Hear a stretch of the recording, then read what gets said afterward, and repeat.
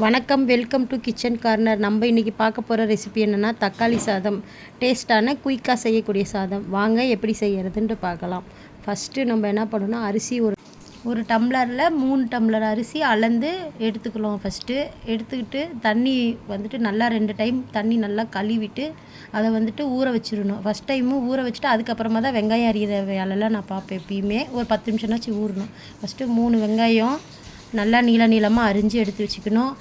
6 பச்சை மிளகா வச்சு பட்டை, லவங்கம், சோம்பு, ஏலக்காய் அதெல்லாம் எடுத்து வச்சுக்கணும். தக்காளி வந்துட்டு 6 தக்காளி நல்லா வந்துட்டு பெருசாக கட் பண்ணி கொத்தமல்லி, புதினா கொஞ்சோண்டு போட்டு மிக்ஸி ஜாரில் போட்டு அரைச்சி எடுத்து தனியாக வச்சுக்கோங்க. அப்படி அரைச்சி வச்சுக்கிட்டிங்கன்னா உங்களுக்கு டேஸ்ட்டு நல்லாயிருக்கும். ஒரு கைப்பிடி அளவுக்கு கொத்தமல்லி, புதினா எடுத்து நல்லா பொடியாக கட் பண்ணி அதையும் தனியாக எடுத்து வச்சுக்கோங்க. ஒரு குக்கர் எடுத்து வச்சு 3 ஸ்பூன் எண்ணெய் ஊற்றி 1 ஸ்பூன் நெய் ஊற்றிட்டு அப்புறம் வந்துட்டு பட்டை, லவங்கம், சோம்பு எடுத்து வச்சுருந்தீங்களா அதை கொட்டிடணும். கொட்டி பச்சை மிளகா, வெங்காயம் போட்டு நல்லா வணக்கணும்.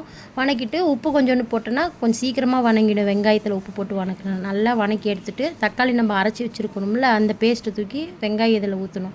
ஊற்றி அதையும் நல்லா கிண்டி வணக்கி விட்டுட்டே இருக்கணும்.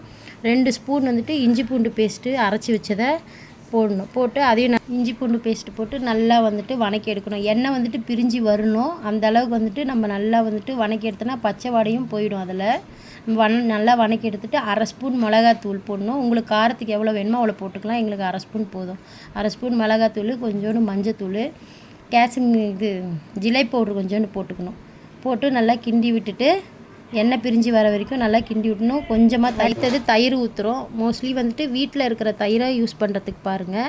தயிர் ஊற்றி நல்லா கிண்டி விட்டுட்டு கொத்தமல்லி, புதினா அலசி நல்லா புழிஞ்சி தண்ணி இல்லாமல் புழிஞ்சி அதில் போடணும். போட்டு நல்லா வந்துட்டு கிண்டி விட்டுட்டு அரிசி வந்துட்டு நம்ம எந்த டம்ளரில் அரிசி அளந்தோமோ அதே டம்ளரில் தண்ணி அளந்து ஊற்றணும்.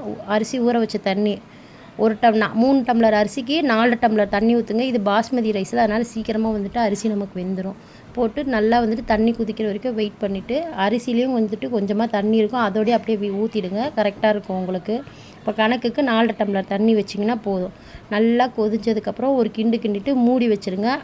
2 நிமிஷம் இல்லை 3 நிமிஷத்துக்கு ஒரு டைமு திறந்து வந்துட்டு நம்ம கிண்டி விட்டால் தான் அடி பிடிக்காமல் இருக்கும். அடி பிடிக்காமல் நீட்டாக வரும்.